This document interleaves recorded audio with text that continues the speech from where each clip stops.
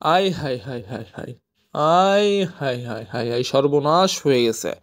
সর্বনাশটা কি হয়েছে, আমার ট্যাঙ্কের সাইড, আমার এই ট্যাঙ্কের একটা সাইডে প্রবলেম আছে, সেটা হচ্ছে সিরিজ না কি মাইরা দেয়, পলিশিং টলিশিং কইরা দেয় এক সাইডে, ওইটা ভালো থাকে, তেল পড়ে না, কিন্তু কিছুদিন পর আবার ওই জায়গাটা আবার ওরকম হয়ে যায়, আবার নতুন করে করে নিয়ে আসতে হয়। এটা আর কি অনেক প্যারা দেয় আমাকে। শুধু এই একটা সাইডটাই দেখতে পাচ্ছেন, 2-3 জায়গায় একই অবস্থায়, যে এই 2-3 জায়গা থেকে তেল চুয়াই পড়তেছে, আবার উপরেও একটু ফাটল ধরছে। আর ট্যাঙ্কের আমি যদি এই সাইডটা দেখাই, এই সাইডে কিন্তু কোনো ঝামেলা নাই, একদম ক্লিন, এই সাইডটাতে কোনো প্রবলেম নাই, কিন্তু প্রবলেমটা করাচ্ছে ওই সাইডে, মানে লাইফটা একেবারে তেনা তেনা করে দেয়, লাইফের মানে 12টা বাজিয়ে দেয়। এটা যশোর নিয়ে যাইতে হয়, যশোর থেকে ঠিক করে নিয়ে আসা হয়। এটা আমার লাইফে যে RX এর সব থেকে বিগ প্রবলেম ফেস করছি আমি। আরও প্রবলেম দু একটা আছে, যেহেতু অনেক পুরনো গাড়ি, মানে গাড়ির বয়সটা, ইঞ্জিন বয়সটা, গাড়ির বয়সটা অনেক বেশি, এই জন্য আর কি। আর এই পলিশিং করাটা ওদের হয় না, একটু নর্মাল করে হয়তো করে দেয়, না হলে অনেকদিন লাস্টিং করার কথা, আমারটা অনেকদিন লাস্টিং করে না।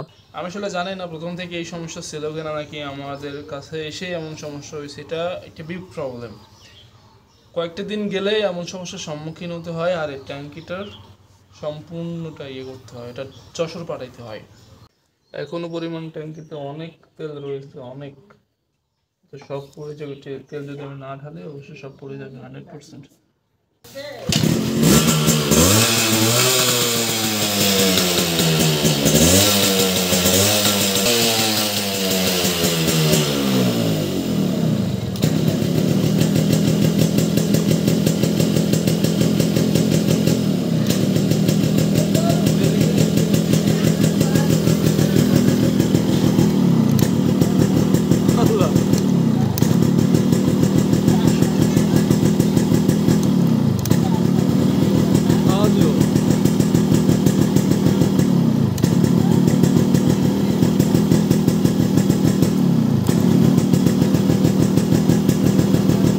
ট্যাঙ্কির মধ্যে অনেকগুলো তেল আছে, আর এই তেলগুলো ট্যাঙ্কির মধ্যে রাখা মানে পোকার পরিচয়। এখন বাজারে গিয়ে আমি ট্যাঙ্কি থেকে তেলগুলো বের করে নিয়ে আসবো।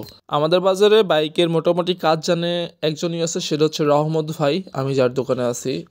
আমাদের একটু রিলেটিভ লাগে, ঠিক আছে। তার কাছেই আমার বাইকে কিছু হলে তার কাছেই আসি, তার কাছ থেকেই ঠিক করি। সে মানে যথেষ্ট ভালো যত্ন সহকারে কাজ করে। এখন কথা সেটা না, আমি যখন বাইরে থেকে বাইকটা স্টার্ট করি, তখন অ্যাক্সিলারেটর হঠাৎ করে হাই হয়ে যায় নিজে নিজে, আমার তো জান অর্ধেক বের হয়ে গেছিল। এরকম কখনো হয়নি, বাড়তেই আছে। আমি চাবি অফ করতেছি, আমি অ্যাক্সিলারেটর অফ করতেছি, হচ্ছেই না। সে ওর মতনই আছে, তারপর কিভাবে জানি না ওটা ঠিক হয়ে গেল, আমি নিজেও জানি না। আর বাজারে এসেও একই প্রবলেম হয়েছিল, আবার আমি তো লজ্জায় পড়ে গেছিলাম। মানে অ্যাক্সিলেশন এত পরিমাণ হাই হয়ে গেছে, আর যে পরিমাণ সাউন্ড দিচ্ছে RX এর, এটা মানে মাথা নষ্ট করা। সবাই দেখি আমার দিকে লোক দিতেছে, তাকায় আছে, আমি তো লজ্জায় পড়ে গেছি।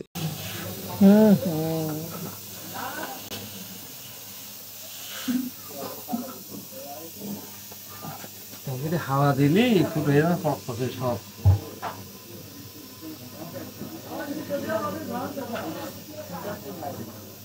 ট্যাঙ্কির অবস্থাটা খারাপ, তোলা কাজ করানো না এর মধ্যে বছর পাঠাবো, আরো 2বার করা হয়েছে।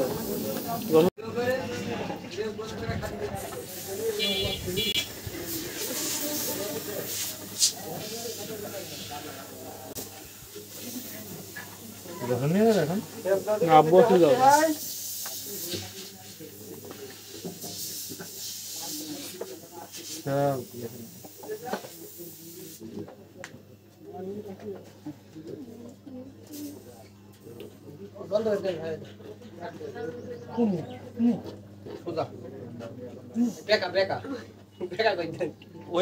আমার গাড়ির লুকিংটা কিন্তু এবার সেই দিতেছে সিট বাদে। আই থিঙ্ক সিট বাদে চালানো সব থেকে বেটার। রোড মাস্টার ফিলিংস পাইতেছি, ট্যাঙ্কিটা অনেক উঁচু লাগতেছে, ভাবতেছি এইভাবেই চালাবো এখন থেকে। See you not for mind.